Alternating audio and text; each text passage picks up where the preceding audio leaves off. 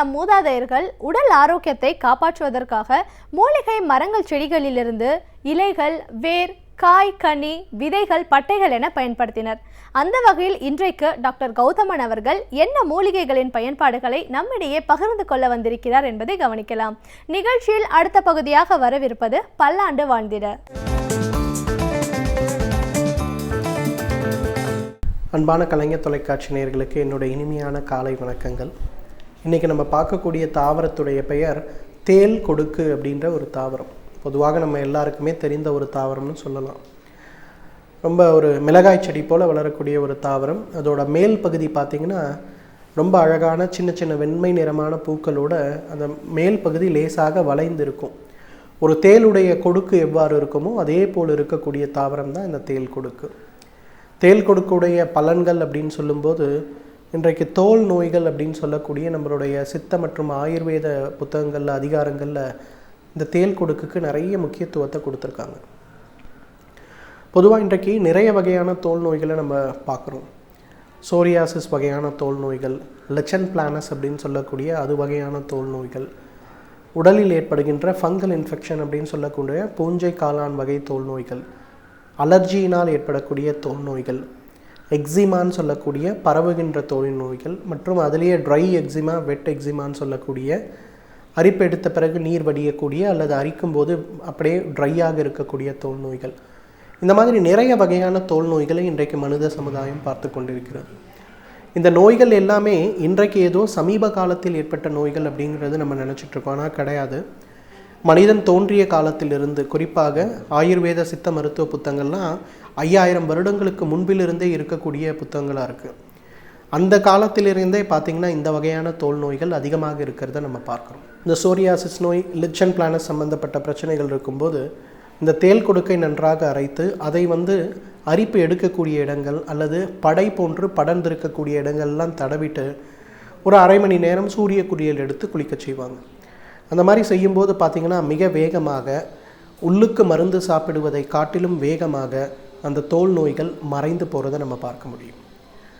குழந்தைகள்லாம் பார்த்திங்கன்னா நிறைய பேர் மண்கள் தூசியில் விளையாடிட்டு வரும்போது சில நேரங்களில் அவங்க கை காட்கள் நன்றாக சுத்தப்படுத்தாத ஒரு சூழல் இருக்கும்போது அவர்களுக்கு சிரங்கு அல்லது சொறி சம்பந்தப்பட்ட நோய்கள் அதிகமாக வரதை இன்றைக்கி பார்க்குறோம். இன்றைக்கு நம்ம சென்னையில் சுத்தமாக இருக்கக்கூடிய பள்ளிக்கூடங்களில் கூட குழந்தைகளுக்கு இந்த மாதிரி ஒரு தோல் நோய் வர்றதை பொதுவாக பார்க்கக்கூடிய ஒரு வழக்கமாக இருக்கிறது. அவங்க கூட என்ன பண்ணலான்னு கேட்டிங்கன்னா, இந்த தேல் கொடுக்கு தாவரத்துடைய இலைகளை எடுத்து நன்றாக அரைத்து வெளிப்புறமாக வாரம் ஒரு முறையோ 2 முறையோ அந்த குழந்தைகளுக்கு வெளியில் தேய்த்து குளிக்க செய்கின்ற ஒரு வழக்கத்தை வைத்து கொண்டாலே மிக வேகமாக பார்த்திங்கன்னா அந்த இடத்தில் இருக்கக்கூடிய அந்த தோல் நோய்கள் மறைந்து போகிறத நம்ம பார்க்க முடியும்.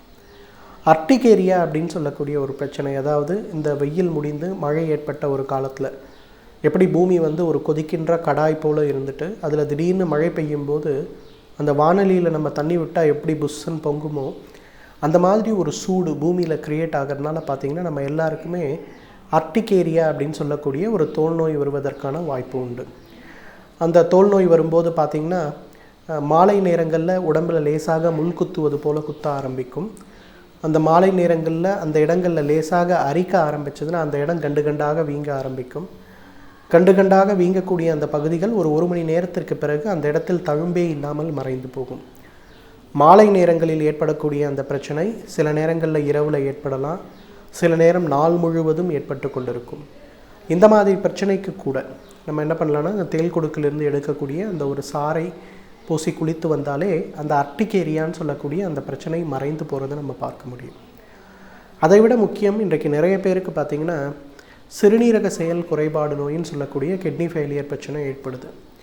இந்த கிட்னி ஃபெயிலியர் பிரச்சனை ஏற்படும் போது பார்த்திங்கன்னா யூரியா அளவு உடலில் அதிகமாகும் போது உடல் முழுவதும் அரிக்கின்ற ஒரு பிரச்சனை ஏற்படுறதை நம்ம பார்க்கணும்.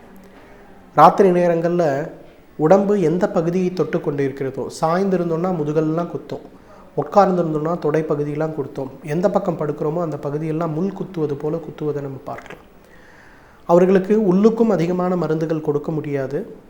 ஆனால் வெளிப்புறமாக நம்ம கொடுக்கக்கூடிய மாய்ஸ்சரைசர் கூட மிகப்பெரிய அளவில் அவங்களுக்கு உதவி செய்கிறது கிடையாது.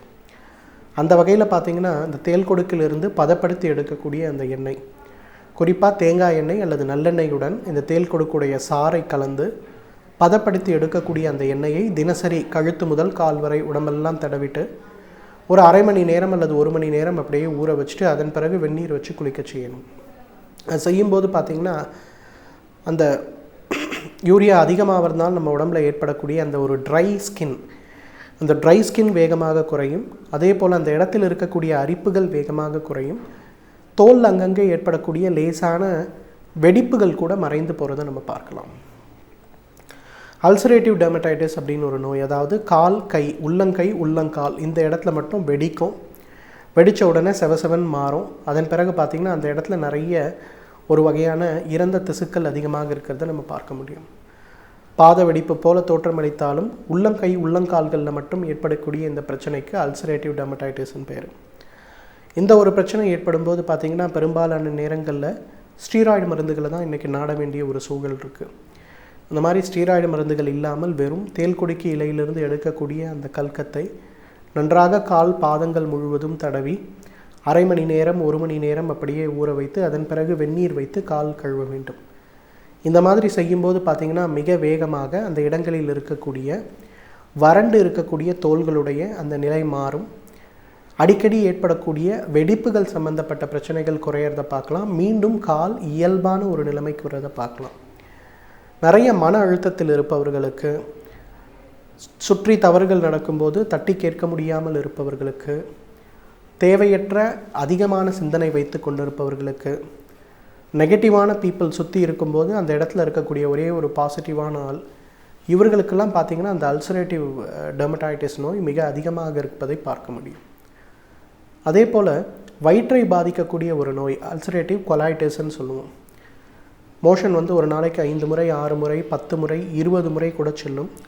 சில நேரங்களில் பார்த்திங்கன்னா மோஷனில் ரத்தமே கலந்து போக ஆரம்பிக்கும். அந்த மாதிரி ஏற்படக்கூடிய அல்சரேட்டிவ் கொலைட்டிஸ் நோய்க்கும் இந்த தேல் கொடுக்கு ஒரு மிகச்சிறந்த மருந்து. எனவே நேர்களே, இந்த தேல் கொடுக்கு உடலில் ஏற்படுகின்ற எந்த வகையான தோல் நோயாக இருந்தாலும் அதை தீர்க்கக்கூடிய மிகச்சிறந்த அருமருந்து. தகுந்த மருத்துவ ஆலோசனையின் பேரில் சரியான முறைப்படி இதை உபயோகப்படுத்தினோமேயானால் நம்மாலும் பல்லாண்டு காலம் ஆரோக்கியமாக வாழ்ந்திட முடியும். நம் நாட்டில் நடக்கும் நல்ல செயல்களையும் தீய செயல்களை பற்றியும் கூறி அவற்றை நாம் எப்படி எதிர்கொள்ள வேண்டும் என்பதை பற்றி நம்மிடையே பேச வந்திருக்கிறார் மனுஷபுத்திரன் அவர்கள். நிகழ்ச்சியில் அடுத்த பகுதியாக வரவேற்பது தீதும் நன்றும்.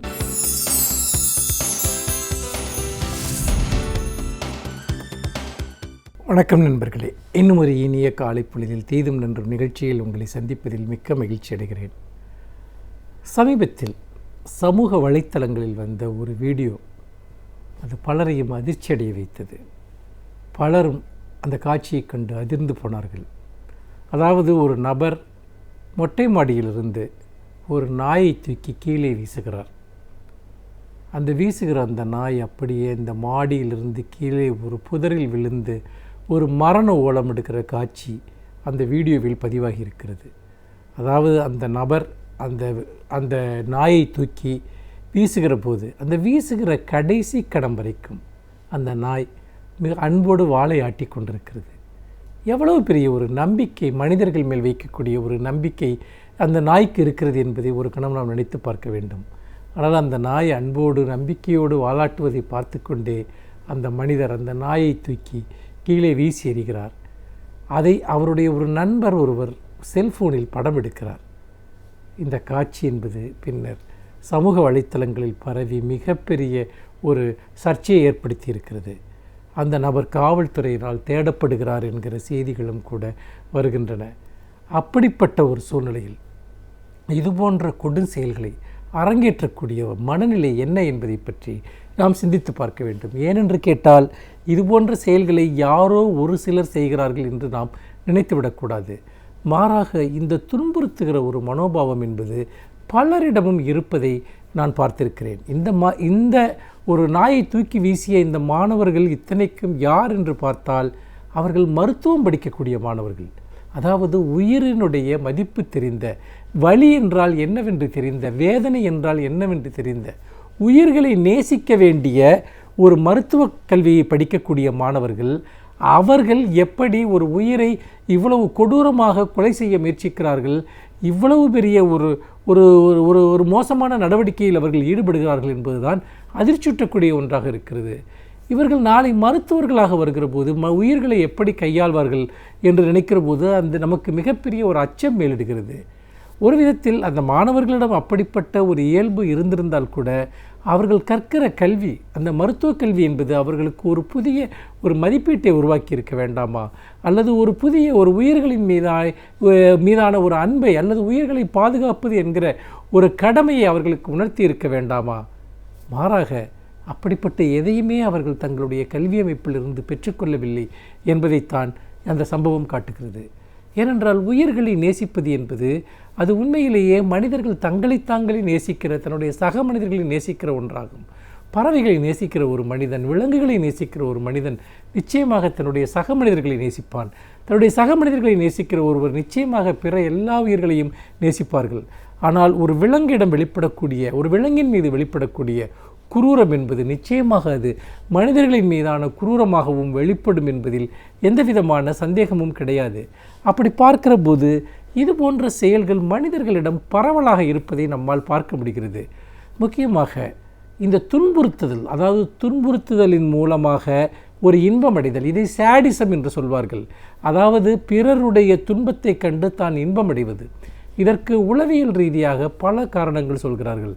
அதாவது தாழ்வு மனப்பான்மை சிக்கலுடையவர்கள், அல்லது ஏதோ ஒரு விதத்தில் உயிர்களின் மீது கட்டுப்பாட்டை செலுத்துவதன் மூலமாக தங்களுடைய ஈகோ, தன்னுடைய தன்னகங்காரத்தை திருப்தி செய்யக்கூடியவர்கள், அழிப்பதன் மூலமாக ஒரு இன்பத்தை அடையக்கூடியவர்கள். இது ஒரு ஆழமான மனநோய் என்று உளவியல் மருத்துவர்கள் குறிப்பிடுகிறார்கள். ஆனால் இந்த மனநோய் என்பது வரலாற்றில் மிக நீண்ட காலமாக இருந்து வந்திருக்கிறது.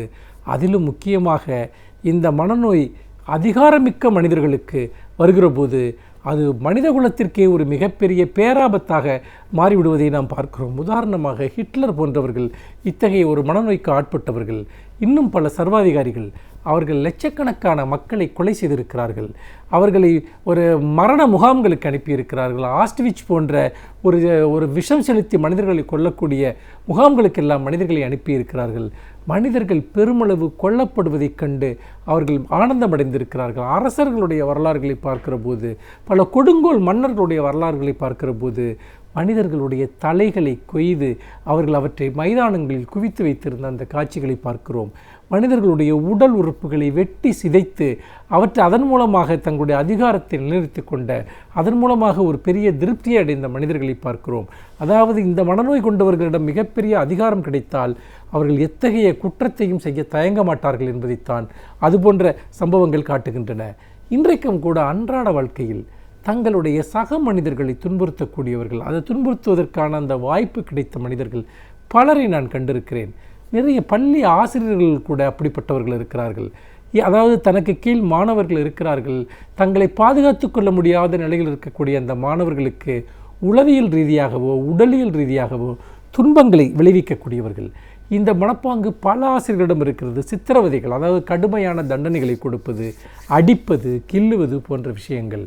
அவர்களுடைய நோக்கம் என்பது அந்த மாணவர்களை ஏதோ ஒரு விதத்தில் அவர்கள் தங்களுடைய நோக்கங்களுக்கு இணங்க செய்வதல்ல, மாறாக துன்பப்படுவதைக் கண்டு இன்பமடைதல். இது பாலியல் ரீதியான குற்றங்களை செய்யக்கூடியவர்களிடமும் கூட பரவலாக இருக்கிறது. அதாவது இந்த பாலியல் உறவுகளில் ஒரு சித்திரவதை முறைகளை பயன்படுத்துவது அல்லது ஒரு விதமான கொடூரமான வழிமுறைகளை பயன்படுத்துவது. அவர்களுடைய நோக்கம் என்பது பாலின்பம் அல்ல, மாறாக துன்பத்தை கண்டு இன்பமடைதல். இந்த மனநோய் உள்ளவர்கள் எதை செய்தாலும் அது யாராவது ஒருவருக்கு அவர்கள் துன்பப்படுத்த வேண்டும், அந்த துன்பத்தினை கண்டு தான் சிரிக்க வேண்டும் என்கிற மனோபாவம் இருக்கும். சில பறவைகளை அல்லது விலங்குகளை கொல்வதில் ஈடுபாடு கொண்டவர்களாக இருப்பார்கள். அவற்றை சித்திரவதை செய்வதில் ஈடுபாடு கொண்டவர்களாக இருப்பார்கள். வேறு சிலர் அவர்களை பொறுத்த வரைக்கும் இதுபோன்ற, அதாவது தன்னுடைய சக மனிதர்களை வார்த்தைகளால் துன்புறுத்துவது, அவர்கள் ஒரு அலுவலகத்தில் மேலதிகாரியாக இருந்தால் தனக்கு கீழே உள்ள ஊழியர்களை தொடர்ந்து ஒரு உளவியல் ரீதியான சித்திரவதைக்கு ஆளாக்குவது அல்லது அவர்களை ஒரு மன நெருக்கடிக்கு ஆளாக்கி கொண்டே இருப்பது, இதையெல்லாம் இந்த மனநோய் கொண்ட நபர்கள் செய்து கொண்டே இருப்பார்கள். அவர்கள் அதேபோல் குடும்ப உறவுகளில் தங்கள் குழந்தைகளிடம் மிக மோசமாக நடப்பது, குழந்தைகளை தண்டிப்பது, குழந்தைகளுக்கு ஒரு துன்பத்தை ஏற்படுத்துவது, அல்லது கணவன் மனைவி உறவுகளில் கூட அப்படி ஒரு பரஸ்பரம் அப்படிப்பட்ட ஒரு சித்திரவதை முறைகளை உருவாக்கக்கூடிய மனிதர்களும் கூட இருக்கிறார்கள். இது எல்லாமே அடிப்படையில் நோய்க்குறான மனிதர்களுடைய செயல்பாடுகள். இன்றைக்கு நாம் யாரோ ஒருவர் ஒரு நாயை தூக்கி கீழே எறிவதைக் கண்டு நாம் மனம் பதைக்கிறோம். ஆனால் அன்றாட வாழ்க்கையில் இதற்கு நிகரான பல செயல்களை நேரடியாகவோ மறைமுகமாகவோ பல மனிதர்கள் செய்து கொண்டே இருக்கிறார்கள். யார் ஒரு மனிதரை நோக்கி சித்திரவதையை ஏவுகிறாரோ அல்லது துன்பத்தை ஏவுகிறாரோ, எந்த நோக்கமும் இல்லாமல் காரணமும் இல்லாமல் ஒருவர் துன்பப்பட வேண்டும் என்று விரும்புகிறாரோ அவருக்கும் இந்த நாயை மாடியிலிருந்து தூக்கி எறிந்த இந்த மனிதர்களுக்கும் எந்த விதமான வித்தியாசமும் கிடையாது. இவர்கள் எல்லோருமே ஒரே விதமான இயல்பு கொண்டவர்கள். இப்படிப்பட்ட மனிதர்களை நாம் எப்படி எதிர்கொள்வது, இவர்களை எப்படி நாம் மாற்றுவது என்பது நம்முடைய வாழ்க்கையில் மிகப்பெரிய ஒரு சவால். நிச்சயமாக அன்பை, மனிதத்தை, நேயத்தை நாம் குழந்தை பருவத்திலிருந்தே குழந்தைகளிடம் ஊட்டி வளர்க்க வேண்டும். சக மனிதர்களுக்கு அவற்றை கற்பித்து கொண்டே இருக்க வேண்டும். அப்போதுதான் இந்த நோயிலிருந்து மனித குலத்தை விடுதலை செய்ய முடியும். இந்த சித்திரவதையில் இன்பமடையக்கூடிய இந்த மனநிலையிலிருந்து மனிதர்களை விடுவிக்க முடியும். நாமும் அவர்களிடமிருந்து தப்ப முடியும் என்று சொல்லி மீண்டும் இன்னும் ஒரு புதிய சிந்தனையோடு உங்களை சந்திக்கிறேன். நன்றி, வணக்கம். இப்பகுதியில் வரும் சிறப்பு விருந்தினர்கள் ஒவ்வொரு நாளும் தரும் தகவல்கள் நம் வாழ்க்கையை மேம்படுத்திக் கொள்ள நமக்கு மிகவும் பயனுள்ளதாக அமைகிறது. அந்த வகையில் இன்றைக்கு நாம் சந்திக்கவிருக்கும் விருந்தினர் என்ன பயனுள்ள தகவல்களை நம்மிடையே பகிர்ந்து கொள்ள வந்திருக்கிறார் என்பதை கவனிக்கலாம். நிகழ்ச்சியில் அடுத்த பகுதியாக வரவிருப்பது சிறப்பு விருந்தினர்.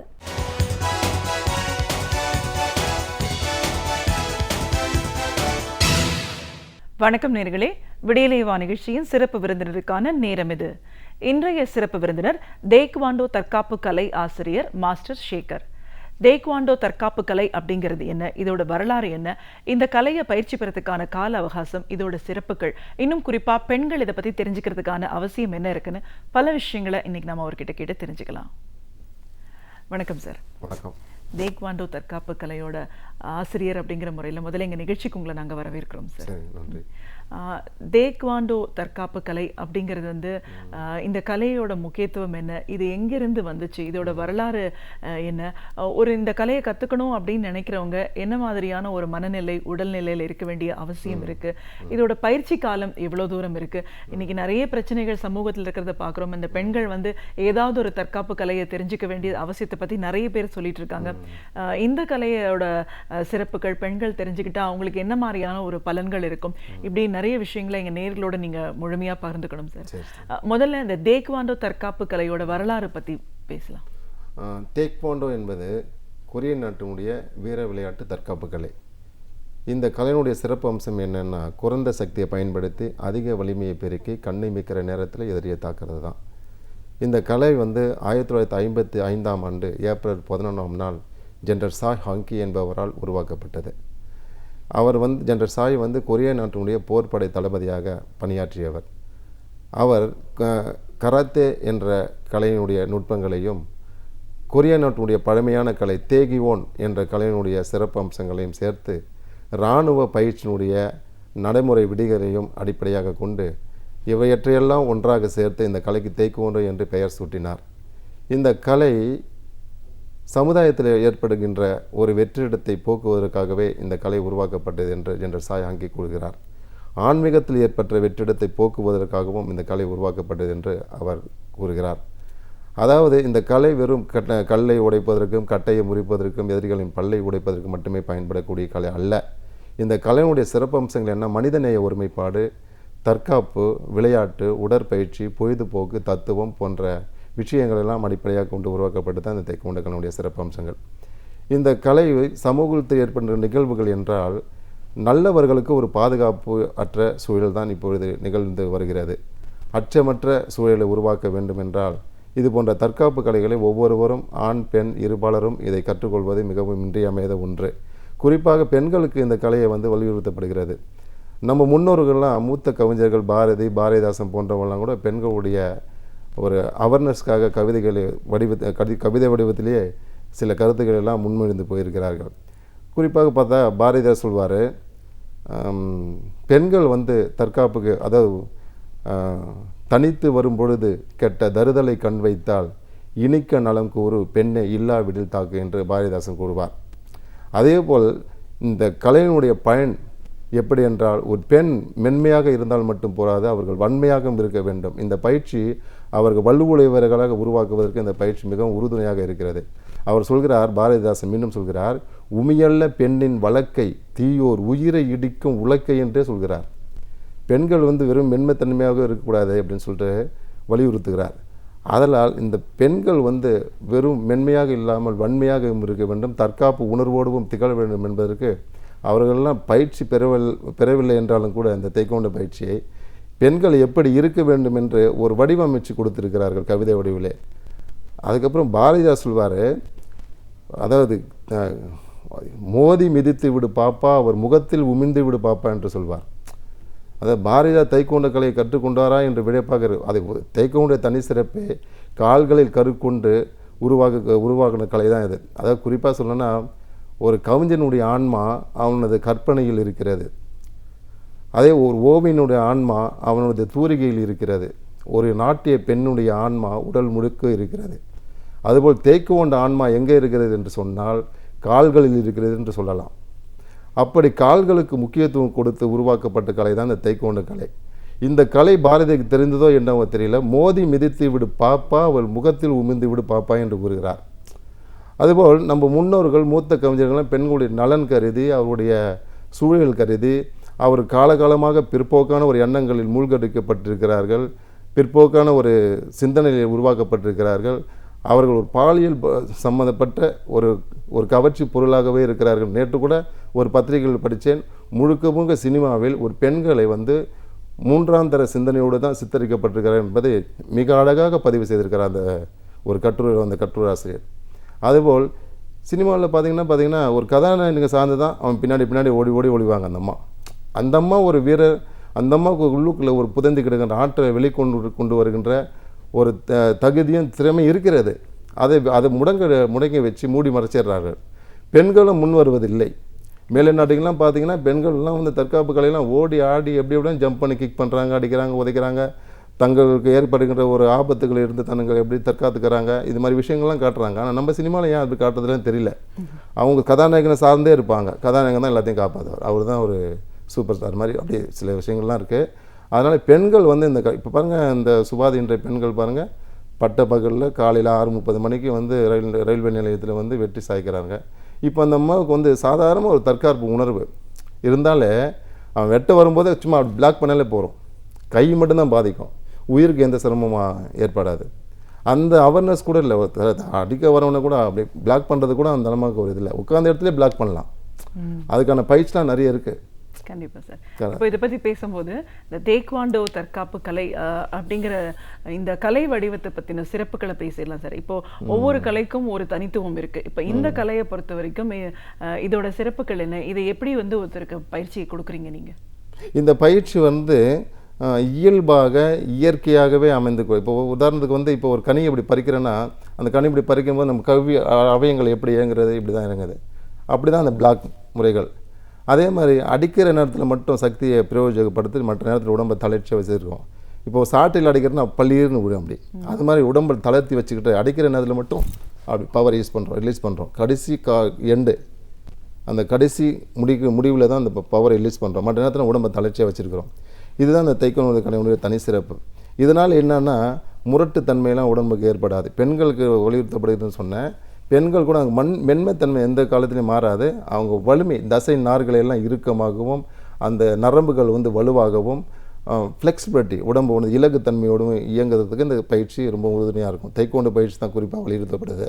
அது மற்ற தற்காப்பு கலைகள்லாம் பார்த்தா உடம்பை இறுக்கமாக வைத்துட்டு இயல்புக்கு மாறாக, இப்போ பிளாக் இப்படி பண்ணுறேன்னா கை இப்படி இயற்கைக்கு புறம்பாக இருக்கும். தைக்கோண்டில் பார்த்தீங்கன்னா பிளாக் இயல்பாக இருக்கும். நம்ம கை அவயங்கள் எப்படிலாம் இயங்குதோ அதுக்கு தகுந்தாற் போல் அந்த உடல் அவயங்கள்லாம் இயங்குற மாதிரி பயிற்சி முறைகள்லாம் அமைஞ்சிருக்கும். இதுதான் தைக்கோண்ட கலையோட தனி சிறப்பு. இப்போ இது ஒருத்தர் பயிற்சி பெறணும் அப்படின்னா எந்த வயதில் இருக்கிறவங்க இதுக்கு பயிற்சி பெறலாம், எவ்வளோ தூரம் கால அவகாசம் இதில் ஒரு முழுமையான பயிற்சி பெறதுக்கு? இந்த பயிற்சி வந்து 5 முதல் ஆயுள் வரை ஆண்கள் பெண்கள் அனைவரும் பயிற்சி பெறலாம். அதுக்கப்புறம் 3 மாதத்துக்கு ஒரு முறை அந்த பயிற்சியினுடைய தர நிலைப்பாடுகளை வந்து நிர்ணயிக்கப்படுகிறது. 3 மாதம் 6 மாதம் 9 மாதம் அப்படி 3 மாதத்துக்கு ஒரு பயிற்சி முறைகளை ஒரு காலகட்டம் belt, white belt, yellow belt, green belt, blue belt, red belt, black belt, அது மாதிரி சொல்லிட்டு ஒவ்வொரு 3 மாதம் கழித்து கடைசியில் இறுதியாக பிளாக் பெல்ட் வாங்கப்படுறோம். ஒருத்தருக்கு அவேர்னஸ்ஸு அந்த தற்காப்பு கலையில் ஒரு தேர்ச்சி பெறணும்னா ஒரு 6 மாத காலமே போதுமானது. அதுக்கப்புறம் பிளாக் பெல்ட் வாங்கினா அவங்க ஒரு முழுமையான முதல் நிலையை முழுமையாக அடைஞ்சிடுறாங்க. அதுக்கப்புறம் இதுக்கு முடிவே கிடையாது. காலம் முழுக்க அப்படி உணவு, உடை, உறையுள் ஒரு மனிதனுக்கு எப்படி இன்றியமையாத தேவையோ அது மாதிரி 4வது தேவையாக தைக்கொண்ட பயிற்சியை நம்ம வச்சுக்கலாம். அவங்க உடம்பு வந்து எப்போவுமே அலர்ட்னஸ், அப்படியே ஒரு சுறுசுறுப்பாக இருக்கும். அப்புறம் எந்த பணியில் ஈடுபட்டாலும் அவங்க தொய்வு இல்லாமல் உழைக்க முடியும் நீண்ட காலம், எந்த வேலை செய்தாலும் சரி. அதனால் இந்த பேஸ் அந்த அடிப்படை மனுஷனுக்கு வந்து மனுஷனாக பிறந்தாலே அரிது மானுடராக பிறத்தல் இருந்துன்னு சொல்லிட்டு அவ்வையார் சொல்லுவாங்க. அப்படி மானுடராக பிறத்தாலும் கூன் குருடு செவிடு பேடு நீங்கி பிறத்தல் இருக்குதுன்னா அப்படி பிறந்தாலும் கூட இது போன்ற கலைகளை கற்காமல் இருக்கிறது அதை ரொம்ப கேடு அப்படின்ற மாதிரி சொல்லுவாங்க. அப்போ முழு மனித தோற்றம் அடைஞ்ச நாமம் ஏன் இந்த மாதிரி கலைகள்லாம் கற்கக்கூடாது? இந்த கலைகளை வந்து உடலில் இருக்கிற அத்தனை தசை நார்களுக்கும் ஊக்கம் தருது. அப்புறம் ரத்த பிளட் சர்க்குலேஷன் ஃபுல்லாக இயங்குறது. அப்புறம் ஓடிக்கொண்டே இருக்க நதிக்கு பேர் தான் ஆறு, தேங்கினால் அது குட்டன்னு சொல்வார் ஜவஹர்லால் நேரு. அது மாதிரி நம்ம உடலில் ரத்த ஓட்டங்கள் எந்த நேரத்தில் சீராக இருந்துக்கிட்டே இருக்கணும். அப்போ தான் அது சுறுசுறுப்பாக இருக்கும். தேங்கினால் என்ன ஆகிடும்? குட்டை தானே. குட்டை உருவான என்ன ஆகுது? சாக்கடை ஆகுது. சாக்கடையான கொசு வருது. கொசு வந்தால் நோய் உற்பத்தி அதிகமாக பெருகுது இல்லையா? அது மாதிரி தான் உடம்பும், மனித உடம்பும் அப்படி தான். இப்போ ஆறில் தண்ணியில் ஓடிக்கிட்டே இருக்கும்போது எந்த கழிவு இருந்தாலும் கூட அடிச்சுக்கினே போயிடும், நிற்காது. ஒரு தேங்கில் இதில் போட்டோம்னா அந்த கழிவுகள் என்ன ஆகும்? அது வந்து சாக்கடையாக மாறிடுது. அது மாதிரி தான் நம்மளுடைய உடல். அதனால தான் உடம்பார் அழியர் உயிரார் அழிவர் திடம்பட மெய்ஞானம் சேரவும் மாட்டார் உடம்பை வளர்க்கும் உபாயம் அறிந்தேன் உடம்பை வளர்த்தேன் உயிர் வளர்த்தேன் என்றார். இந்த உடம்புக்குள்ளே ஆன்மா இருக்கிறது. இந்த ஆன்மா நம்ம காப்பாற்றணுனாங்க உடலை காப்பாற்றணுன்றீங்களா? ஒரு தூய்மையான பாத்திரம் இருந்தால் தான் அதில் வைக்கிற பொருளும் தூய்மையாக இருக்கும். அந்த பாத்திரம் தூய்மையாட்டு தானே அந்த வைக்கிற பாலை ஏதோ ஒன்று வைக்கிறீங்கன்னு வச்சிங்கன்னா என்ன ஆகிடும்? தூய்மையாட்டு தான் ஆகிடும். அது மாதிரி தான் நம்ம உடம்பு, அந்த உடம்புக்குள்ள ஆன்மா. அதனால தான் உடம்புக்குள்ளே உத்தமன் உருகொண்டான்னு சொல்கிறார் அவர் திருமந்திரத்தில். அது மாதிரி ஒரு நல்ல நல்ல விஷயங்கள்லாம் இருக்குது இந்த கலையில். அந்த கலையை கற்றுட்டு முழுமையாக அவங்க தேர்ச்சி பண்ணுறது தான் நம்மளுடைய விருப்பம். இதோட பயிற்சியோட முறைகளை பற்றி நம்ம விரிவாக பேசலாம் சார். இப்போ நீங்கள் வந்து கைகள் கால்கள் ரொம்ப ஒரு சக்தியோடு நம்ம செலுத்துறது தான் இந்த கலையோட சிறப்புன்னு நீங்கள் சொல்லியிருக்கீங்க. இப்போ ஒரு பயிற்சியாளராக ஒருத்தர் பயிற்சி பெற வரும்போது இதில் ஏதாவது கடினமான கட்டம் தாண்டனம் அந்த செஷன்ஸ் ஏதாவது இருக்கா? இதில் உங்களுக்கு மற்றவங்களுக்கு இந்த பயிற்சி நேரத்திலேயே அதிகமான அடிபடுறதுக்கான வாய்ப்புகள் இருக்கா? எப்படி ட்ரெயின் பண்ணுறீங்க? நல்ல கேள்வி. அதாவது கடுமையான பயிற்சி முதல்ல வந்து உடற்பயிற்சி. அது மெல்லோட்டுன்னு சொல்லுவாங்க, இதமாக ஓடுறது. அதுக்கப்புறம் வார்ம்-அப் எக்ஸசைஸ். அது முதல்ல ஒவ்வொரு தசை நார்களுக்கும் அந்தந்த பகுதிகள் மட்டுமே மொத்தமாக ஒரு பயிற்சிலாம் இல்லை. ஒவ்வொரு பகுதிகளுக்கும் தனித்தனியாக பிரித்து பயிற்சி தான். அந்தந்த பகுதிகளை வலுவேற்றினால தான் இப்போ சைட் கிக் பண்ணுறான்னு சொன்னாக்கா அந்த சைட் கிக்கு என்ன வலுவோ அது அப்போ உடம்பு முழுக்க அந்த வலு பெற்றுறது அந்த பயிற்சி முறையினால். அந்த மாதிரி பயிற்சி கொடுக்குறோம். அதுக்கப்புறம் வந்து பஞ்ச் குத்துற முறை, அதுக்கப்புறம் தடுக்கிற முறை, இப்படி ஒவ்வொரு காலகட்டத்திலையும் அந்த பயிற்சி கொடுத்துட்டே இருப்போம். அது மெருகிறதுக்கு அப்படி ஒரு 3 மாதம் ஆகிடும். ஒரு பயிற்சினா ஒரு தேகிஸ்ன்னு சொன்னாக்கா அந்த தேகிஸ் பயிற்சி செய்கிறதுக்கு ஒரு 3 மாதம் ஆகிடும் ஒன்று. அந்த மாதிரி ஸ்டெப் பை ஸ்டெப்பாக பயிற்சி கொடுத்துன்னு வரோம். அதுக்கப்புறம் மனநிலையை வந்து ஒருநிலைப்படுத்துகிறோம். இப்போ வந்து மனம் விரிந்தால் பிரபஞ்சம் குவிந்தால் முக்தின்னு சொல்லுவாங்க. மனசை வந்து ஒரு நிலையில் குவிக்க வைக்கிறாங்க. அந்த மனசை குவிக்கும் போது நமக்கு ஏறத்தாழ மெடிடேஷன் பவர்லாம் அதில் கிடைச்சிது. அதுபோல் விபஷ்னா தியான பயிற்சியை நாங்கள் மாணவர்களுக்கு கொடுக்குறோம். நீங்கள் சொன்னீங்க பார்த்தியா மனநிலை எப்படி இருக்குதுன்னு சொல்கிறோம். அது மாதிரி மனதளவில் தான் அவங்கள ஸ்ட்ராங் படுத்துன முதல்ல. இப்போ பார்த்தா ஒருத்தன் ஆஜா பாண்டா ஒரு மாதிரி இதுவாக இருப்பான், அவனை பார்த்து பயந்துடக்கூடாது. ஆனால் பார்த்தா ஒன்றுமே இருக்காது, அவங்களுக்கு ஸ்டாமினா இருக்காது, அதுக்கப்புறம் உடலில் ஒரு சுறுசுறுப்பு இருக்காது, பார்த்தா ஆள் மட்டும் தான் தோற்ற பெருசாக இருக்கும். அதெல்லாம் பார்த்து மலைச்சி போயிடக்கூடாது. அவங்கள எப்படி அட்டாக் பண்ணுறது, இந்த மாதிரியெல்லாம் வந்து தற்காப்பு நுணுக்கங்கள்லாம் நாங்கள் சொல்லித்தரோம். அது இல்லாமல் வந்து இது தைக்கோண்டுன்றது வந்து ஒலிம்பிக் விளையாட்டில் அங்கீகாரம் பெற்ற ஒரு தற்காப்பு கலைகளே ஒரு தனி சிறப்புன்னு கேட்டிங்க இல்லையா? தனி சிறப்பு என்னன்னா மற்ற கலைகள் தற்காப்பு கலையெல்லாம் ஒலிம்பிக்கில் வந்து விளையாட்டாகவும் அங்கீகரிக்கல. இது தைக்கோண்டு கலையை மட்டும் ஸ்போர்ட்ஸ் அண்ட் கேம்ஸ்ன்னு சொல்லி விளையாட்டாகவும் அங்கீகரிச்சிருக்காங்க. அதனால் குழுவாகவும் விளையாடலாம், சேர்ந்து தனியாகவும் விளையாடலாம் அந்த தைக்கோண்டு கலையில். அது இல்லாமல் பள்ளி விளையாட்டில் பல்கலைக்கழக விளையாட்டுலலாம் அந்த தைக்கோண்டு சேர்த்துருக்காங்க. அஃபிஷியலாக அரசு அங்கீகாரத்தோடு சேர்த்துருக்காங்க. அதனால் இந்த கலையை கற்கிறவர்கள் விளையாட்டுத்துறை என்னென்ன சலுகைகள் இருக்கிறதோ அத்தனை சலுகைகளும் இந்த மாணவர்களுக்கு கிடைக்கும். இப்போது ஒலிம்பிக்கில் மெடல் வாங்கினா 2 கோடி ரூபாய் அப்படின்னு சொல்லி கவர்மெண்ட்டில் அலோன்ஸ் பண்ணியிருக்காங்க இல்லையா? அந்த மாதிரியான வந்து விளையாட்டு சலுகையும் இதில் இருக்குது தைக்கோண்டில். அப்புறம் மார்க் இருக்குது, கட்டப் மார்க்குன்னு சொல்லுவாங்க. இப்போது டிஸ்ட்ரிக்ட் டோர்னமெண்ட்டில் ஒருத்தர் பார்ட்டிசிபேட் பண்ணி ஒரு கோல்டு மெடல் வாங்கினாலும் 40 மார்க் இருக்குது. ஒரு ஸ்டேட் லெவலில் கோல்டு மெடல் வாங்கினா 120 மார்க் இருக்குது. இது மாதிரி மார்க் அடிப்படையில் அவங்க மெடிக்கல் ஸ்டேட் இன்ஜினியர்ஸுக்கெலாம் அப்ளை பண்ணும்போது ஸ்போர்ட்ஸ் கோட்டாவில் அவங்க போகிறதுக்கு வாய்ப்பு நிறைய இருக்குது. அப்புறம் வேலை வாய்ப்புகளுக்கு முன்னுரிமை கிடைக்குது. இது மாதிரிலாம் பல சலுகைகள்லாம் அந்த தைக்கோண்ட கலையில் இருக்குது. இது ஒரு தற்காப்பு கலை அப்படிங்கறத தாண்டி இது ஒரு அங்கீகரிக்கப்பட்ட விளையாட்டா இருக்கிறதுனால அதிகப்படியான வாய்ப்புகள் நிரம்ப இருக்கு கிடைக்குது. இப்போ பொதுவா மாணவர்கள் மத்தியிலையும் சரி, இந்த கலை ஆர்வலர்கள் மத்தியிலையும் எவ்வளவு தூரம் ஒரு விழிப்புணர்வு டேக்வாண்டோ கலைக்கு இருக்கு சார்? தைக்கோண்ட கலைகளில் வந்து ரொம்ப கீழே இருக்கிற மக்கள், இந்த நடுத்தர மக்களுக்கெல்லாம் வந்து அவேர்னஸ் கம்மியாகவே இருக்குது. அதனுடைய முயற்சியில் தான் நாங்களாம் ஈடுபட்டிருக்கோம். அடிக்கடிக்கு செமினார் நடத்துகிறோம், சமூக விழிப்புணர்வு கருத்தரங்கு நடத்துகிறோம், டோர்னமெண்ட்ஸ் நடத்துகிறோம், இதெல்லாம் நடத்துகிறோம். மேல்தட்டு மக்கள் வந்து இது நல்லா புரிஞ்சுக்கின்னு நெட்டில் பார்த்து எல்லாம் வந்து அழகாக வந்து சேர்ந்துடுறாங்க. சேர்ந்து அது என்னென்ன சலுகைகள் தான் அத்தனை சலுகைகளும் அவங்க பெற்றுடுறாங்க. அதனால் கீழ்த்தட்ட மக்களுக்கு போய் சேரலை. இது கீழ்த்தட்ட மக்களுக்குன்னா இது ஒரு அடித்தடி கலை, அந்த மைண்ட் செட்டப்லேயே தான் இருக்கிறாங்க. அவங்களுக்கு அதை தாண்டி போகிறதுக்கு முடியல. சண்டைன்றது எப்போதும் ஒரு மாதிரி தான் நடக்கும். இப்போ ராணுவம் இருக்குதுன்னா ராணுவ உலகப் போர் இப்போ 1947 நடந்தது, தொடர்ந்து உலகப் போர் நடந்துருக்கு தான். ஆனால் ராணுவ பயிற்சின்னு தினந்தோறும் நடக்குது இல்லையா? அந்த ராணுவ வீரர்கள்லாம் பயிற்சி என்பது தினந்தோறும் நடக்கும். எப்போது நடக்குது, நம்ம ஏன் பண்ணணுன்றதுலாம் யாரும் இருந்ததுக்கான உடல் நலந்துடும். அதாவது சண்டை போடலன்னா கூட உடம்புக்கு வந்து அது வலுவூட்டுது, அது ஆரோக்கியமாக இருக்கிறது வழிகாட்டுது இல்லையா? உடல் நலனுக்கு கேடு தரது கிடையாது, உடல் நலனுக்கு நன்மை தருது.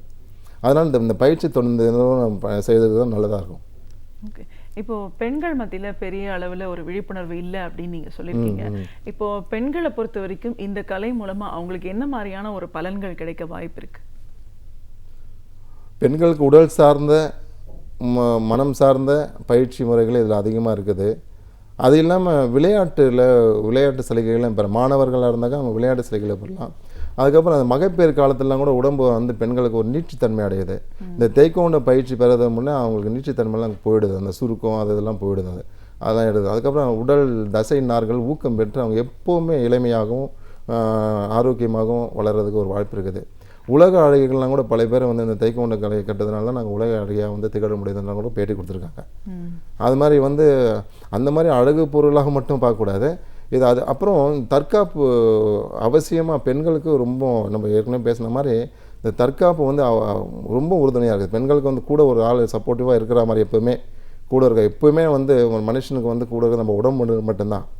இப்போ எங்கே வேலைக்கு போனாலும் நம்ம கூடவே வரோம், நம்ம படுக்க போனால் கூட வரோம், எழுந்திருக்க போனால் உட்காந்தா எழுந்துச்சா படுத்தா தூங்கினா எல்லாமே நம்ம உடம்பு கூடவே எப்பவுமே இருக்குது. அப்படி நம்ம பிறந்ததுலேருந்து கடைசியில் சாகிற வரலாம் உடம்பு கூடவே இருக்குது. அந்த உடம்பை நம்ம ஆரோக்கியமாக இருக்கணும் வச்சுக்கணும் இல்லையா? அது நமக்கு வந்து இருக்குது இல்லையா? அதனால் வந்து பெண்களுக்கு வந்து இந்த தற்காப்புகள் தைக்கொண்டு வந்து ரொம்ப உறுதுணையாக இருக்குது. அவங்க அவசியம் கற்றுக்கணும். அதை கற்றுக்கினா எப்பவுமே அவங்க அலர்ட்னஸாக இருக்கலாம். டெய்லி ப்ராக்டிஸ் ஒரு 1/2 மணி நேரமாக குறைஞ்சபட்சம் பண்ணணும். எதுக்கும் நேரம் ஒதுக்கும். ஆனால் இதுக்கு மட்டும் நேரம் இல்லைன்னு சொல்கிறாங்களே தவிர வெட்டித்தனமாக மற்ற விஷயங்களில் கான்சன்ட்ரேட் பண்ணுறது அப்படிலாம் இருக்குது. ஆனால் இதில் பயிற்சியில் அவங்க கான்சன்ட்ரேட் பண்ணால் அன்னைக்கு முழுக்க அவங்க ஹெல்த்தியாக இருக்கலாம். நல்லா எப்போவுமே ஹெல்த்தியாக இருக்கலாம். அன்றைக்கி முழுக்க அவங்களுக்கு சோர்வுன்றதே கிடையாது. அது அனுபவ ரீதியாக உணர்ந்தால் தான் தெரியும் அது. அதனால் பெண்கள் முன் வந்து அதை கற்றுக்கணும். அதை கற்றுக்கினா அவங்களுக்கு ஒரு தன்னம்பிக்கை வரும். யாரையும் சார்ந்திருக்கணும்னு அவசியம் இருக்காது, யாரையும் துணைக்கு கூட்டின்னு போகணுன்னு அவசியம் இருக்காது. நீங்கள் இப்போ சொன்ன மாதிரி வந்து இது எப்படி எதிரி தாக்கம் வரான்னு சொன்னால் எப்படி நம்மளை தாக்க வருவான் அப்படின்னு முன்கூட்டியே அறிவிப்பு நமக்கு தெரியும். அது இவனை எப்படி நம்ம பண்ணலாம், என்ன ஸ்டெப்ஸ் போட்டு இவனை கற்றுக்கலாம் அப்படின்ற மாதிரி இருக்கலாம். அந்த விஷயங்கள்லாம் நிறைய நம்ம சொல்லித்தரோம். அப்புறம் எங்களுடைய கிளாஸ்லேயும் வந்து பெண்களுக்கு மட்டும் தனி கவனம் செலுத்தி அவங்களுக்கு பயிற்சி தரோம். என் மகள் ரேவதியும் தைக்கோண்டோ பிளாக் பெல்ட் தான். அதுவும் வந்து சுதந்திரமாக ஒரு தன்னம்பிக்கையோடு எங்கே போனாலும் தனியாக போயிட்டு தனியாக வரும். அந்தளவுக்கு அது பயிற்சி பெற்றிருக்கு. ஸ்டேட் லெவலில் கோல்டு மெடல் வாங்க. என் மகனும் கூட தைக்கோண்டோவில் இப்போ 3rd Dan பிளாக் பெல்ட்டு, லோகராஜன் பேர். அவர் இந்த உலக சாதனைலாம் பண்ணியிருக்கு. தைக்கோண்டோவில் வந்து இந்தியாவிலேயே குறிப்பாக தமிழ்நாட்டில் நம்ம சென்னையில் இருக்கிற ஒரு இதில் உலக அளவில் சாதனை தைக்கோண்டோவில் புரிஞ்சிருக்கிறாரு. 100 ஓடை கண்களை கட்டிக்கின்னு 1 நிமிடத்தில் 100 ஓடைகளை ஒட்டி சாதனை புரிஞ்சிருக்காரு. அதுக்கப்புறம் இதில் ஒரு தனி சிறப்புன்னா வில்லேஜ் ஸ்போர்ட்ஸ் நர்சரின்னு சொல்லிட்டு 2007ஆம் ஆண்டு கலைஞர் ஆட்சி காலத்தில் தான் ஒவ்வொரு மாவட்டத்துக்கு ஒரு விளையாட்டை தேர்ந்தெடுத்து கிராமப்புறங்களில் இருக்கிற ஏழை எளிய மாணவர்கள்லாம் விளையாட்டுத் துறைகளை பயன் அடைய வேண்டும் சொல்கிற ஒரு தொலைநோக்கு சிந்தனையோடு கலைஞர் அவர் இந்த பயிற்சியை ஒவ்வொரு மாவட்டத்துக்கும் உருவாக்கினார். அது இன்னும் லைவில் இருக்குது. அது ஒவ்வொரு மாணவர்கிட்ட பண்ண கிராமப்புறத்து மாணவர்லாம் கூட எங்ககிட்ட பார்த்து அது மாதிரிலாம் பயிற்சி பெற்று தேசிய அளவுலையும் மாவட்ட அளவுலலாம் மெடல்லாம் வாங்கியிருக்காங்க. வேலை வாய்ப்பில் முன்னுரிமை தந்திருக்காங்க. அதில் வந்து இன்னும் இது அரசாங்க சார்பாக அஃபிஷியலாக அவர் பண்ணார் கலைஞர். அதுக்கப்புறம் கலைஞர் இன்னொரு சிறப்பு என்னென்னா தொண்டர் அன்னைக்கு இந்த தைக்கோண்டோ கலையுடைய சிறப்பை அவர் உணர்ந்து தொண்டர் அன்னைக்கு இந்த தைக்கோண்ட பயிற்சியை கொடுக்கணும் அப்படின்னு சொல்லிட்டு தொண்டர் அன்னைக்கு இந்த தைக்கோண்ட பயிற்சியை அண்ணா அறிவாலயத்திலேயே இந்த பயிற்சியை உருவாக்குனார். அதில் பயிற்சி பெற்ற மாணவர் தான் லோகராஜ். அவர் உலக சாதனை வரலாம் பறிஞ்சிருக்காரு. அது ஒரு தனி சிறப்பு. அது ஓகே. ஸோ இப்போ ஒரு பயிற்சியாளர் அப்படிங்கிற முறையில் இப்போ உங்களுடைய மாணவர்கள் எந்த அளவுக்கு வந்து இந்த கலையை முழுமையாக கற்றுட்டு அடுத்த நிலைக்கு போயிருக்காங்க? முழுமையாக கற்றுட்டு நிறைய பேர் பிளாக் பெல்ட்டை எங்கள் நூற்றுக்கணக்கான பிளாக் பெல்ட் எங்ககிட்ட இருக்கிறாங்க. அப்புறம் மாநில அளவில் இதுக்கு வந்து ஒரு அதிகாரப்பூர்வமான ஒரு அங்கீகரிக்கப்பட்ட ஒரு தமிழ்நாடு தைக்கொண்டு சங்கம்னு சொல்லிட்டு அதனுடைய பொதுச் செயலாளர் செல்வமணின்னு இருக்கார். நான் அந்த அசோசியேஷனுடைய துணைத் தலைவராக இருக்கிறேன். அப்புறம் டிஸ்ட்ரிக்ட் அசோசியேஷன் செக்ரட்டரியாக இருக்கிறேன். எங்கள் ஸ்டேட் அசோசியேஷன் மூலிமா இது வந்து தனி மனிதனாக பிளாக் பெல்ட் கொடுக்க முடியாது.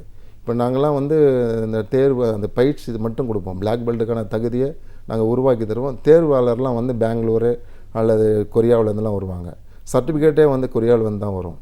ஒரே ஒரு அமைப்பு தான் சர்டிஃபிகேட் பிளாக் பெல்ட் கொடுக்க முடியும். மற்றவங்க யாருமே தனித்தனியாக சர்டிஃபிகேட்லாம் கொடுக்க முடியாது. அதேமாதிரி கலர் பெல்ட் சர்டிஃபிகேட் கொடுக்கும்போது ஸ்டேட் அசோசியேஷன்லேருந்து தான் கலர் பெல்ட் சர்டிஃபிகேட் கொடுப்பாங்க. இதுதான் அங்கீகரிக்கப்பட்ட சர்டிஃபிகேட்டு. ஆனால் அவங்கவுங்க தனித்தனியாக என்ன பண்ணுறாங்க, ஒரு அங்கீகாரம் பெறாமலே தனித்தனியாக ஒரு குழுவாக இருந்தால் அவங்க அது பண்ணிகிட்டு இருக்காங்க. ஆனால் வந்து அந்த மாணவர்கள்லாம் ஏமாற்றம் அடைஞ்சாங்க. ஒரு காலகட்டங்களில் இந்த ஸ்காலர்ஷிப்பு, அந்த வேலை வாய்ப்பில் முன்னுரிமை, ஹையர் எஜுகேஷனு இதுக்கெல்லாம் போகும்போது அவங்க ஏமாற்றம் அடைஞ்சிடறாங்க. இதனால் என்னென்னா கால விரயம், பொருள் விரயம் எல்லாமே விரயமாகிட்டு போயிடுது. அதனால் போகும்போது ஒரு பேரண்ட்டுங்களாம் வந்து போகும்போது என்ன பண்ணோம், அது அங்கீகரிக்கப்பட்ட அமைப்பா, இது வந்து அரசு சார்பு உள்ளதா அப்படின்னு தெரிஞ்சுக்கணும் போகலாம். வெறும் தற்காப்புக்காக மட்டும்னாக்கா எங்கே வேணாலும் போய் கற்றுக்கலாம். அது கூட ஒரு நல்ல ஒரு ஆசிரியராக இருக்கணும். அந்த ஆசிரியர் வந்து தற்காப்பு கலையினால அந்த அடிதடிக்கு மட்டும் இருக்கிறது அப்படின்ற மனப்பான்மை இருக்கக்கூடாது. அதை தாண்டி நிறைய விஷயங்கள்லாம் இருக்குது. இந்த கலையை உண்டாக்குனே என்ற சாய் ஹங்கியா வந்து நான் ஏற்கனவே சொன்ன மாதிரி ஆன்மீகத்தில் ஏற்பட்ட வெற்றிடத்தை போக்குவதற்காகவும் சமூக சீர்கேட்டை சரி செய்வதற்காகவுமே இந்த கலையை நான் உருவாக்கணும்னு சொல்லியிருக்காரு. அப்போ அவர் இது எப்படியே வன்முறை கலையாகும். ஆனால் வன்முறை பார்வையிலே தான் அந்த கலைகள்லாம் பார்க்குறாங்க. இந்த மாதிரி கலைகள் அந்த மாதிரிலாம் பார்க்கக்கூடாது. ஆசிரியர்கள் வந்து முதல்ல நம்ம 4 பேருக்கு சொல்லித்தரேன்னு சொல்லும்போது அவங்க முதல்ல மெச்சூரிட்டியாக இருக்கணும். சில விஷயங்கள்லாம் வந்து அவங்களுக்கு சமூக பார்வையோடு இருக்கணும், சமூக அக்கறையோடு இருக்கணும். இந்த மாதிரிலாம் இருந்தால் தான் அந்த இதில் வந்து சோபிக்க முடியும். நான் கடந்த 30 வருஷம் அந்த பயிற்சி ஆசிரியராக இருந்திருக்கிறேன். என்கிட்ட மாணவர்கள் நிறைய பேர் பயிற்சி பெற்றிருக்காங்க, பிளாக் பெல்ட் வாங்கியிருக்காங்க, மாநில போட்டிகளில் பங்கேற்று பதக்கங்கள் வாங்கியிருக்காங்க, கருப்பு பெல்ட்டை வாங்கியிருக்காங்க. அப்புறம் இப்போ சொன்ன லோகராஜ்ன்ற உலக சாதனையை புரிஞ்சிருக்காரு.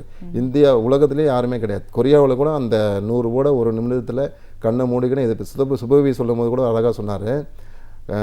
100 ஓடுகளை கண்களை திறந்து கொண்டு கையில் ஒரு ஆயுதத்தை கொடுத்து உடைக்க சொன்னாங்களோ 1 நிமிடம் 23 நொடிகளில் 100 ஓட உடைக்க முடியாது. தம்பி லோகராஜ் அவர்கள் கண்களை கட்டிக்கொண்டு கைகள் எந்த ஆயுதமும் இல்லாமல் கால்களிலே உடைத்து 100 ஓடுகளை 1 நிமிடத்தில் உடைச்சிருக்கான்னு சொல்லி ஒரு விழாவில் பேசியிருக்காரு. அது மாதிரி வந்து ஒரு சாதனைலாம் வந்து நம்ம பண்ணிகிட்டு இருக்கோம். கண்டிப்பாக சார். டேக்வாண்டோ தற்காப்பு கலையோட பயிற்சி ஆசிரியர், தேசிய அளவிலான ஒரு பயிற்சியாளர் அப்படிங்கிற முறையில் இந்த கலையோட வரலாறு என்ன, எங்கிருந்து இந்த கலை வந்தது, இதோட சிறப்பம்சங்கள் என்ன, இதை எல்லாரும் கற்றுக்க வேண்டிய அவசியத்தில் நம்ம ஏன் இருக்கோம், அதுவும் குறிப்பாக பெண்கள் இந்த கதையை பற்றி தெரிஞ்சுக்க வேண்டிய அவசியம் என்னவா இருக்குது. இது ஒரு தற்காப்பு கலை அப்படிங்கிறதை தாண்டி ஒரு அங்கீகரிக்கப்பட்ட விளையாட்டாக இருக்கிறதுனால எல்லா இளைஞர்களும் பெண்களும் இதை இந்த பயிற்சி முறையை எடுத்துக்கிட்டாங்கன்னா அவங்களுக்கு வேலை வாய்ப்பு, பல சலுகைகள் அரசு மூலமாகவும் கிடைக்கிறதுக்கான வாய்ப்புகள் எவ்வளோ தூரம் இருக்குன்னு உங்களோட கருத்துக்கள் அனைத்தையும் எங்களோட நீங்க முழுமையா பகிர்ந்ததுக்கு நன்றி. வணக்கம். இதுவரை நாம் அறிந்திராத வியப்பூட்டும் தகவல்களையும் உண்மை கூறுகளையும் அழகிய தமிழில் தொகுத்து இனிமையாக வழங்க வந்திருக்கிறார் பேராசிரியர் சுபவீர பாண்டியன் அவர்கள். நிகழ்ச்சியில் அடுத்த பகுதியாக வரவிருப்பது ஒன்றே சொல் நன்றே சொல்.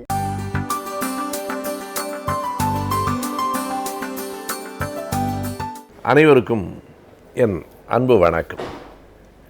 இன்றைக்கு மொழியினுடைய வளர்ச்சி நம் நாட்டில் என்னவாக இருக்கிறது, அதனை விட கவனமாக மொழியின் மீது இன்றைய இளைய தலைமுறையினர் எந்த அளவுக்கு ஈடுபாடு உடையவர்களாக இருக்கிறார்கள் என்கிற ஒரு கேள்வி நம் முன்னால் இருந்து கொண்டே இருக்கிறது. பொதுவாக நம் இளைய தலைமுறை பிள்ளைகளிடத்தில், அதுவும் நிறைய படித்து கொண்டிருக்கிற பிள்ளைகளிடத்தில் தாய்மொழி பற்று குறைவாக இருக்கிறது என்பது வெளிப்படையாக தெரிகிறது. இதற்கு ஒரு பெரிய ஆய்வுகள் தேவையில்லை. அதே நேரத்தில் தாய்மொழி பற்று என்பது வெறும் உணர்ச்சிகரமானதாக மட்டும் இருந்தால் போதாது, அறிவார்ந்ததாகவும் இருக்க வேண்டும் என்பதை நாம் ஏற்க வேண்டும். இன்றைய இளைஞர்கள் அறிவார்ந்த முறையில் தாய்மொழிக்கு பல நன்மைகளை செய்கிறார்களா என்றால் செய்கிறார்கள் என்பதை மறுக்க முடியாது. இருந்தாலும் ஒரு உணர்வுபூர்வமான ஒட்டுதல் ஒன்றும் மொழியை பொறுத்தளவு தேவைப்படுகிறது. அது இன்றைக்கு இருக்கிறதா? குறிப்பாக அறிவியல் படிக்கிற வளர்ந்த பிள்ளைகளிடத்தில் தாய்மொழி பற்றி என்ன பார்வை இருக்கிறது என்பதில் நமக்கு இருக்கிற ஐயங்களை போக்குகிற வகையில் ஒரு கலந்துரையாடல் அண்மையில் ஓர் இதழில் வெளியாகி இருக்கிறது. தளம் என்கிற அந்த இதழ் காலாண்டு இதழ் சமூக இலக்கிய சிந்தனைகளை கொண்டதாக நிறைய செய்திகளை உடையதாக இருக்கிற அந்த இதழில் ஒரு 11 மாணவர்களை அமர வைத்து மொழி பற்றிய கலந்துரையாடலை அவர்கள் நிகழ்த்தி அந்த உரையாடலின் சாரத்தை கட்டுரையாக்கி தந்திருக்கிறார்கள். அந்த மாணவர்கள் யார் என்பதுதான் மிக முதன்மையானது. அவர்கள் அறிவியல் துறையில் வல்லுநர்களாக படித்து கொண்டிருக்கிற மாணவர்கள், தொடக்க நிலையில் இருக்கிறவர்கள் இல்லை. சென்னையில் இருக்கிற ஐஐடி போல பெங்களூரில் இருக்கிற அந்த ஐஐஎஸ்சி என்று சொல்லுகிற இந்திய அறிவியல் நிறுவனம், இந்தியன் இன்ஸ்டிடியூட் ஆஃப் சயின்சஸ் என்று சொல்லுகிற அந்த ஐஐஎஸ்சி என்கிற நிறுவனத்திலே படிக்கிற ஆண்களும் பெண்களுமாக 11 மாணவர்களை அமர வைத்து மொழி பற்றி உரையாட வைத்திருக்கிறார்கள். இந்த முயற்சியே ஒரு சிறப்பான முயற்சி என்று சொல்ல வேண்டும். தமிழ் மொழி பற்றி வெறும் தமிழ் புலவர்களே பேசிக்கொண்டிருந்தால் அதனுடைய அடுத்த கட்ட வளர்ச்சியை ஒரு நாடும் நாம் பெற முடியாது. வெவ்வேறு துறைகளிலே இருக்கிறவர்களும் மொழி பற்றி பேச வேண்டும். அவர்கள் என்ன வேண்டுமானாலும் படிக்கலாம், அறிவியல் படிக்கலாம், சட்டம் படிக்கலாம், பொறியியல் படிக்கலாம். ஆனால் அடிப்படையில் அவர்களுக்கு தாய்மொழி என்று ஒன்று இருக்கிறது. அந்த தாய்மொழியின் மூலமாகத்தான் அவர்கள் அறியப்படுகிறார்கள். அவர்கள் தமிழர்கள் என்றும் தெலுங்கர்கள் என்றும் சொல்லப்படுவதற்கான அடிப்படை காரணம் அவர்களின் அடையாளம் தாய்மொழி தான். எனவே அந்த தாய்மொழியின் மீது இன்றைக்கு அறிவியல் படித்து கொண்டிருக்கிற, அறிவியலில் ஒரு வளர்ந்த நிலையில் பயின்று கொண்டிருக்கிற அந்த பிள்ளைகளுக்கு ஆர்வம் இருக்கிறதா? அவர்கள் அந்த தாய்மொழி பற்றுதலை எப்படி பார்க்கிறார்கள் என்பதை அறிந்து கொள்வது தான் அந்த கலந்துரையாடலின் நோக்கம். அவர்கள் வெளிப்படையாகவே பல செய்திகளை பேசியிருக்கிறார்கள். உண்மைதான், ஒரு மொழியின் மீது பெரிய பற்றுதல், ஈடுபாடு, ஆர்வம் இன்றைக்கு குறைந்து போயிருக்கிறது என்பதை அவர்கள் ஏற்கிறார்கள்.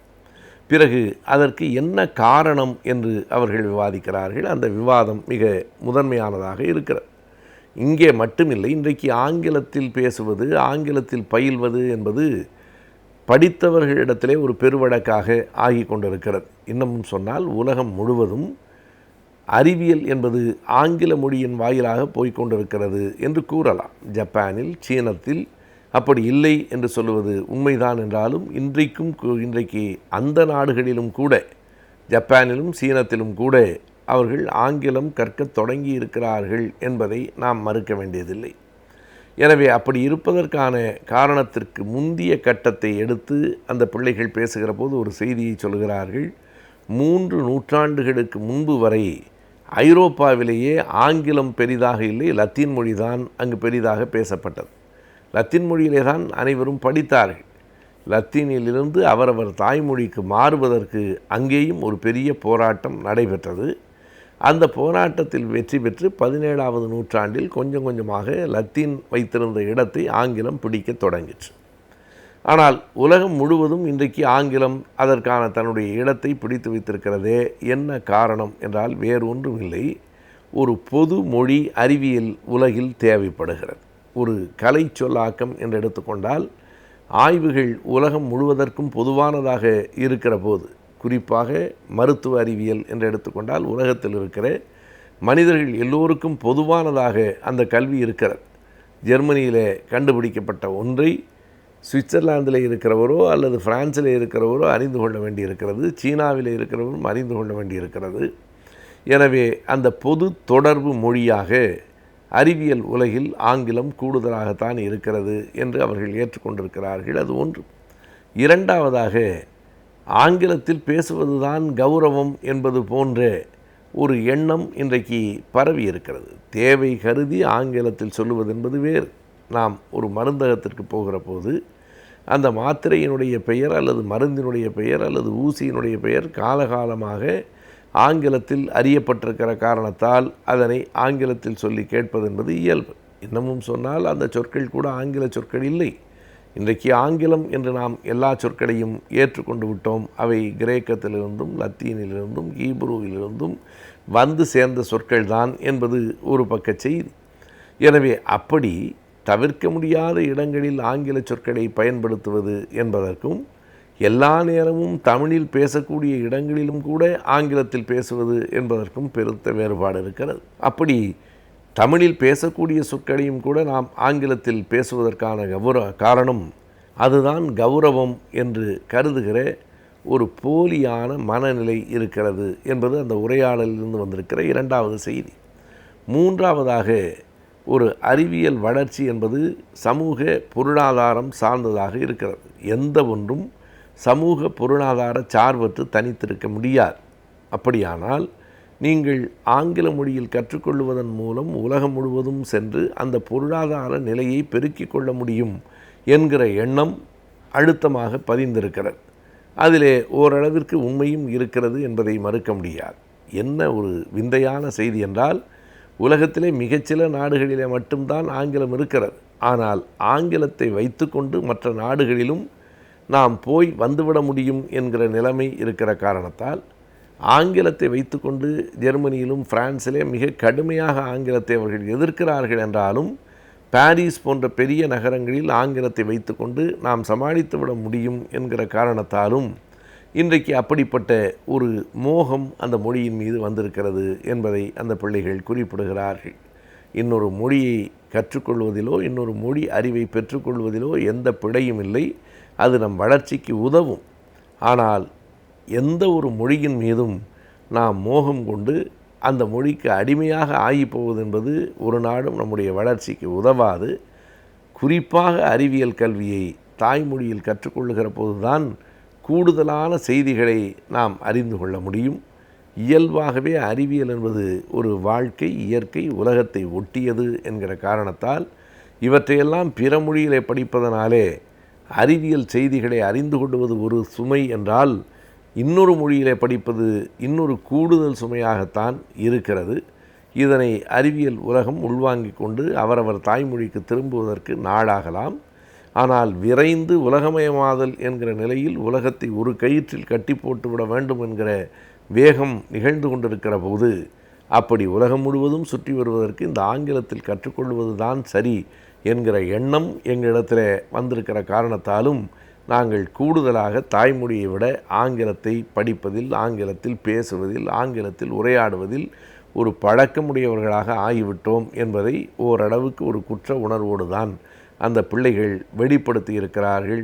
ஆனாலும் அதுதான் யதார்த்தமாக நடைமுறை உண்மையாக இருக்கிறது என்பதை நாம் மறுக்க வேண்டியதில்லை. இன்றைய காலகட்டத்தில் இளம் வயதினருக்கும் நீரிழிவு நோய் வருவதை தவிர்க்க முடியவில்லை. இதற்கு முக்கியமான காரணம் தவறான உணவு பழக்கங்களும் தவறான வாழ்வியல் முறைகளும் தான். நீரிழிவு நோயை வராமல் எப்படி தடுக்கலாம், நீரிழிவு நோய் உள்ளவர்கள் அதை எப்படி கட்டுப்படுத்தலாம் என்பதை பற்றி இன்றைய ஆலோசனை நேரத்தில் தெரிந்து கொள்ளலாம்.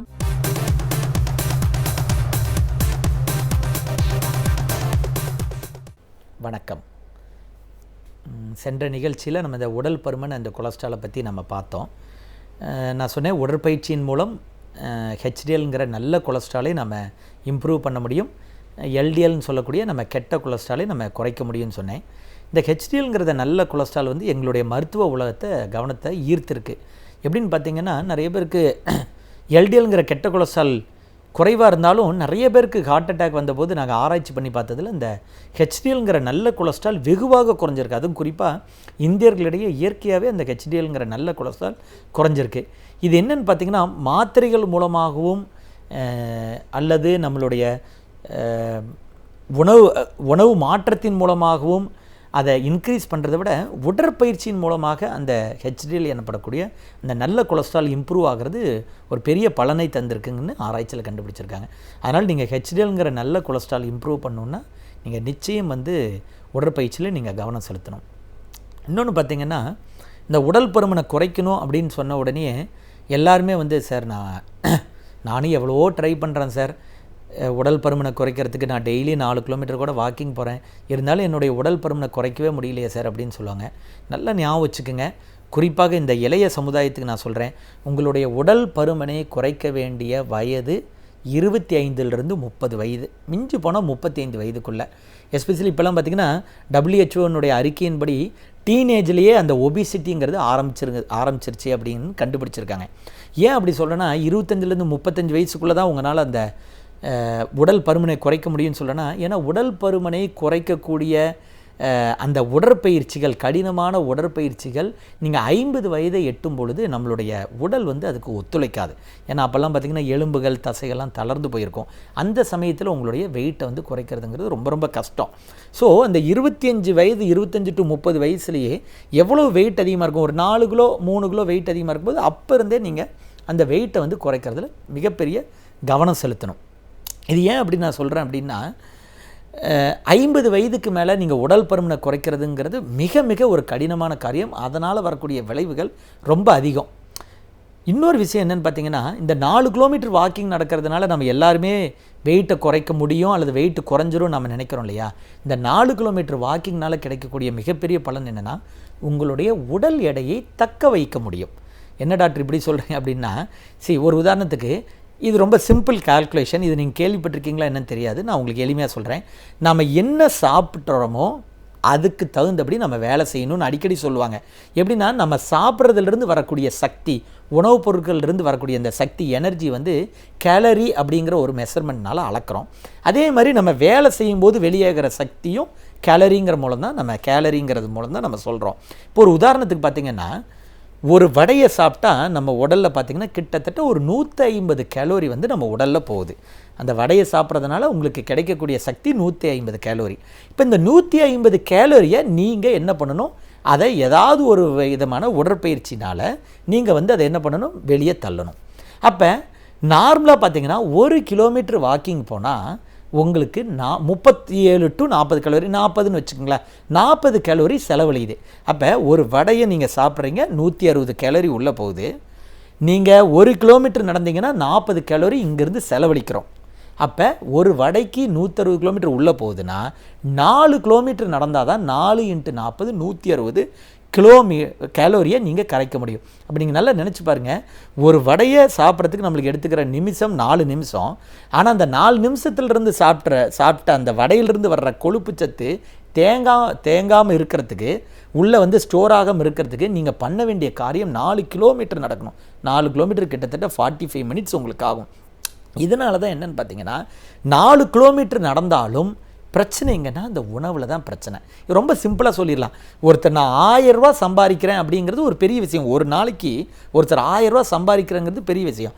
ஆனால் அவர் 1000 ரூபா சம்பாதிச்சுட்டு வர்ற வழியிலேயே அவருடைய செலவு 950 ரூபாயை செலவழிச்சார்னா மீதி இருக்கிறது 50 ரூபா தான். அதே மாதிரி தான் நீங்கள் எவ்வளோ தான் நடந்தாலும் நீங்கள் சாப்பிடக்கூடிய அந்த உணவில் இருக்க அந்த கேலோரிஸ் தான் ரொம்ப ரொம்ப இம்பார்ட்டன்ட். ஒரு உதாரணத்துக்கு பார்த்திங்கன்னா, பிஸ்கட் பேக்கெட்லாம் பார்த்திங்கன்னா, ஒரு பேக்கெட்டில் நம்ம ஈஸியாக ஒரு சீரியலோ கிரிக்கெட்டோ பார்க்கும்போது ஒரு பிஸ்கட்லாம் நம்ம ஈஸியாக ஒரு பேக்கெட் பிஸ்கட்டை சாப்பிட முடியும். அந்த பிஸ்கட் பேக்கெட் பின்னாடி பார்த்திங்கன்னா எவ்வளோ கேலோரி போட்டுருன்னா கிட்டத்தட்ட 440 கேலோரி உள்ளே இருக்கும். இந்த பிஸ்கட் சாப்பிட்டா உள்ளே போகிற கேலோரி பார்த்திங்கன்னா 440 கேலோரி. அப்போ நீங்கள் 440 கேலோரி பிஸ்கட் சாப்பிட்ட உடனே உள்ளே போகுது. அதுக்கு நீங்கள் ஒர்க் அவுட் பண்ண வேண்டியது பார்த்திங்கன்னா 11 கிலோமீட்டர். ஒரு கிலோமீட்டருக்கு 40 கேலோரினா 11 கிலோமீட்டர். இப்போ நீங்கள் சொல்லுங்கள் பார்ப்போம். அப்போ 4 கிலோமீட்டருங்கிறது ரொம்ப சாதாரணமான விஷயம். நம்ம உணவு சாப்பிடும் பொழுது ஒரு பேஷண்ட்லாம் இயல்பாக முதல்ல ஒரு பேஷண்ட் நான் சொல்லும் பொழுது அவர் சொன்ன ஒரு விஷயம் வந்து எனக்கு ரொம்ப ஒரு ஆச்சரியமாகவும் சிரிப்பையும் தந்தது. டாக்டர், நான் வந்து அவர்கிட்ட இதெல்லாம் விளக்கணுன்னு நான் ஒரு பெரிய தவறு பண்ணிட்டு இருந்தேன் டாக்டர் அப்படின்னாரு. என்ன பெரிய தவறு பண்ணிட்டு இருந்தீங்க? இல்லை டாக்டர், டெய்லி 4 கிலோமீட்டர் வாக்கிங் போவேன். வாக்கிங் முடிச்ச பிறகு அந்த மைதானத்தை விட்டு கிரவுண்டை விட்டு வெளியே வரும்பொழுது நல்லா ஒரு 2 வடையும் ஒரு டீயும் சாப்பிடுவேன்னாரு. பாருங்கள், அவர் வாக் பண்ணிட்டு வந்தது 4 கிலோமீட்டர். அந்த 4 கிலோமீட்டருக்கு அங்கே வெளியிலிருந்து வர்ற ஒரு வடையே சரியாக போச்சு. அப்போ மீதி ஒரு வடை எக்ஸ்ட்ரா சாப்பிட்றாரு வாக்கிங் முடித்த பிறகு. அப்போ அந்த ஒரு வடைக்கு திருப்பி 4 கிலோமீட்டர் அடிஷனலாக நாளைக்கு அவர் என்ன பண்ணணும், அவர் நாளைக்கு நடக்கணும். அப்போ அந்த உணவு மாற்றங்கிறது எவ்வளோ ரொம்ப ரொம்ப இம்பார்ட்டன்ட். அதனால் ஆயிலால், அதாவது எண்ணெயால் வறுத்த பொருட்களை நீங்கள் சாப்பிட்டீங்கன்னா அதற்கு நீங்கள் ஒர்க் அவுட் பண்ண வேண்டிய, உடற்பயிற்சி செய்ய வேண்டிய நேரங்கள் முறைகள் அதிகங்கிறதுனால தான் நீங்கள் கேலரி சத்து குறைவான பொருட்களை நீங்கள் எடுத்துக்குங்க. ஸோ நீங்கள் குறைவான உடற்பயிற்சி செய்தால் கூட போதுங்கிறத நாங்கள் ரொம்ப ரொம்ப வலியுறுத்தி சொல்கிறோம். இந்த எண்ணெயில் கூட பார்த்திங்கன்னா நீங்கள் சொன்னீங்கன்னா ரொம்ப ஆச்சரியப்படுவீங்க. 1 டீஸ்பூன் எண்ணெயிலேயே பார்த்திங்கன்னா கிட்டத்தட்ட உங்களுக்கு 1 டீஸ்பூன் எண்ணெயிலேயே 40 கேலோரி இருக்குது. அதாவது இப்போ நீங்கள் ஒரு 4 தோசை ஒரு டீஸ்பூன் எண்ணெய் போட்டு ஒரு தோசைங்கிற விதம் 4 தோசை சாப்பிட்டிங்கன்னா அதுக்கே நீங்கள் 4 கிலோமீட்டர் நடக்கணும். ஸோ எண்ணெயில் வறுத்த பொருட்கள் அவ்வளோ தூரம் வந்து நம்மளுக்கு முக்கியத்துவம் வாய்ந்தது.